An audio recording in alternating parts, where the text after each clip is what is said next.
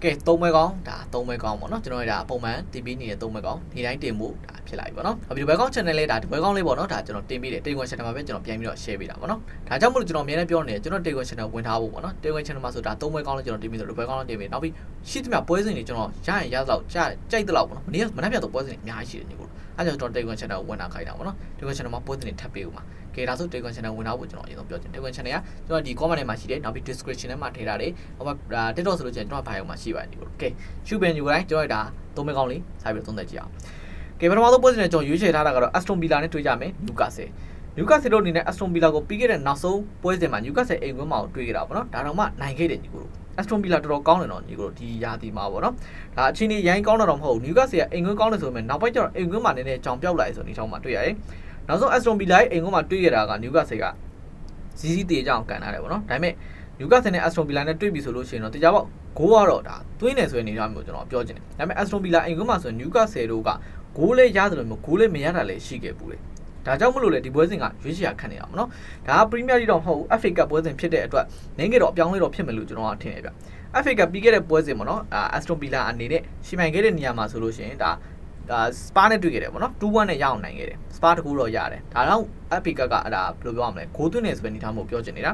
Newcastle လည်းပြီးခဲ့တဲ့ပွဲစဉ်ကိုတစ်ချက်ကြည့်လိုက်မယ် FA Cup မှာဆိုလို့ရှိရင်တော့သူတို့ဒါဘုံမောက်နဲ့တွေ့ခဲ့တာပေါ့နော်ဒါ3-3နဲ့တေကြအောင်ကန်ခဲ့တယ်ပေါ့နော်ဒီလိုမျိုးရလက်ကဒါFA Cup ဆိုလို့ရှိရင် Newcastle တို့အနေနဲ့ဂိုးသွင်းနေဆိုတဲ့အနေထားမျိုးပြောချင်နေတာ Newcastle ကအခုတောက်လျှောက်ပေါ့နော်ပြီးခဲ့တဲ့ပွဲစဉ်နှစ်ပွဲကဒါအင်ကွင်းမဲ့ကန်ခဲ့ရတာအခုမှအဝေးကွင်းကန်ရတာပေါ့နော်ဒီလိုမျိုးရလက်ကြောင့်လဲတရားပေါက် Newcastle တို့အနေနဲ့ဒါတခုခုတော့ပြသလာနိုင်မယ်လို့ကျွန်တော်ကထင်နေပါညီကိုနော်ဂိုးသွင်းနိုင်မယ်လို့ကျွန်တော်ကထင်တယ်FA Cupပြီးခဲ့တဲ့ပွဲစဉ်မှာဒါ Aston Villa ကအဝေးကနေတော့ဂိုးသွင်းနိုင်တယ်ဆိုရင်အိမ်ကွင်းမှာဂိုးတစ်ခုလောက်တော့ဘာလို့မရရမှာလဲပေါ့နော်နောက်ပြီးတရားပေါက် Newcastle ကလည်းစူးစမ်းလာမှာဖြစ်တဲ့အတွက် Newcastle လည်းကြီးကြတာအများနေပြီတကယ်ကြည့်မယ်ဆိုရင်ပေါ့နော်ဒါကြောင့်မလို့ဒီပွဲစဉ်မှာ Newcastle တို့ကလည်းတကူတော့သွင်းနိုင်မယ်လို့ထင်တယ်နောက်ပြီး Aston Villa လည်းတကူရအောင်သွင်းမယ်ဒါကြောင့်ကျွန်တော်ဂိုးပေါ်လေးတစ်ပေါက်ကိုပို့ပြီးတော့သဘောကျတယ်ပေါ့နော်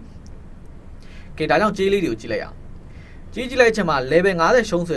ိုကြေးနဲ့နောက်ပြီး3လုံး50နိုင်ဆိုကြေး3လုံး50နိုင်ဆိုတာဒါဂိုးပေါ်နိုင်ကြေးမြင့်လို့ပြီးတယ်လို့ကျွန်တော်မြင်တဲ့အတွက်တစ်ဖန်ပြန်တွေးလိုက်မယ်ဆိုကျွန်တော်ကတော့ဒါ Aston Villa body လေးကိုကျွန်တော်ပို့ပြီးတော့သဘောကျတယ် level 50ရှုံးဆိုပေမဲ့ကျွန်တော် Aston Villa body သဘောကျပေမဲ့လည်းဒီတစ်ပေါက်ကျွန်တော်သွားချင်တာကဂိုးပေါ်တစ်ပေါက်ကိုကျွန်တော်ပို့ပြီးတော့သွားချင်တယ်စွန့်စားပြီးတော့ပေါ့နော်ကျွန်တော်စွန့်စားပြီးသွားလိုက်မယ် Newcastle တကိုးရနိုင်တယ်နောက်ပြီး Aston Villa လည်းတကိုးရနိုင်တယ်နောက်ဆုံးအဆုံးဖြတ်ကွာဘယ်သူသွင်းသွားမလဲကျွန်တော်ကတော့ Newcastle သွင်းမယ်လို့မထင်ဘူးဗျအားကြောင့်ကျွန်တော်တို့ Aston Villa body လေးကျွန်တော်ပို့ပြီးသဘောကျတာပေါ့နော် level 50ရှုံးဆိုတဲ့ကြေးမှာ Aston Villa တို့နိုင်ကြီးများတဲ့အတွက်ကျွန်တော် Aston Villa body နဲ့ပို့ပေါ်လေးပါကဲဒါဆိုရင်ဒုတိယပွဲစဉ်သွားကြည့်အောင်ကဲဒုတိယပွဲစဉ်နဲ့ကျွန်တော်ရွေးချယ်ထားတာကတော့ Liverpool နဲ့တွေ့ကြမယ် Brighton နဲ့ပွဲစဉ်ပေါ့နော်ကဲဒီပွဲစဉ်မှာဆိုလို့ရှိရင် Liverpool အနေနဲ့နောက်ဆုံး Brighton နဲ့တွေ့ခဲ့တဲ့ပွဲစဉ်2023 Brighton အိမ်ကွင်းမှာတွေ့ခဲ့2-1နဲ့ရှုံးခဲ့တယ်ဒါပေမဲ့ Liverpool အိမ်ကွင်းမှာတွေ့ခဲ့တဲ့ဒါရလက်မှာဆို6-9နဲ့တော့နိုင်ခဲ့တာပေါ့နော်ဒီလိုမျိုးရတဲ့တော့ပြန်ရနိုင်မရနိုင်ရတော့ဒါမသေးကြဘူးဆိုပေမဲ့လည်းဒါကြောင့် Liverpool နိုင်သွားဖို့ကများတယ်ဒါပေမဲ့ကြီးခေါ်ထားတာကတစ်လုံးတည်နောက်ပြီးလို့ရှိရင်ဒါ3လုံးရှုံးဆွဲကြီးဒါကြောင့်မို့ဂိုးပေါ်တစ်ပေါက်ကိုပို့ပြီးတော့စိတ်ဝင်စားနေတယ်လီဗာပူးကအင်ကွင်းမှာဆိုလဲဂိုးပေးရတယ်နော်ညီကိုအင်ကွင်းမှာဆိုလဲဂိုးပေးရတယ်မန်စီးတီးနဲ့ပွဲမှာဆိုလို့ရှိရင် 2-1 နဲ့ဒါရှုံးသွားခဲ့တယ်ပေါ့နော်ဒါပေမဲ့လည်းနျူကာဆယ်နဲ့တော့ဆိုလို့ရှိရင်တရားပေါက်4-1 နဲ့တော့နိုင်ခဲ့တာဒါကြောင့်မို့ဂိုးသွင်းတယ်လို့ဂိုးလည်းပေးရတယ်ဆိုရင်ဒါမှရှိတယ်ဘရိုက်တန်ကလည်းတစ်ဖက်မှာပြင်ကြည့်မယ်ဆိုလို့ရှိရင်ဒါဝေကွင်းကနေတကိုးလောက်တော့သွင်းနိုင်နေဆိုတဲ့အနေအထားမှရှိတယ်လီဗာပူးနဲ့ထိတိုက်တွေ့ဆုံမှုအင်ကွင်းတိုင်းမှာဆိုလို့ရှိရင်ဘရိုက်တန်ကတကိုးလောက်တော့သွင်းနိုင်မယ်လို့ကျွန်တော်တို့မျှော်လင့်မိတယ်ဗျာဒီကိုတော့နော်နောက်ဆုံးတွေ့ခဲ့တဲ့ပွဲစဉ်မှာဆိုရင်တော့2-0နဲ့ရှုံးခဲ့တာပေါ့နော်ဒါ Brighton ကဒါ2-0နဲ့ရှုံးခဲ့ဆိုရင် Brighton အင်္ဂလိပ်တော့ပြန်သွင်းတယ်လီဗာပူးအင်္ဂလိပ်မှာဆိုလည်းပြန်သွင်းနိုင်ဆိုရလက်တွေရှိတယ်ဒါကြောင့် Brighton တကိုးလောက်တော့ရမယ်လို့ကျွန်တော်ထင်နေဗျာ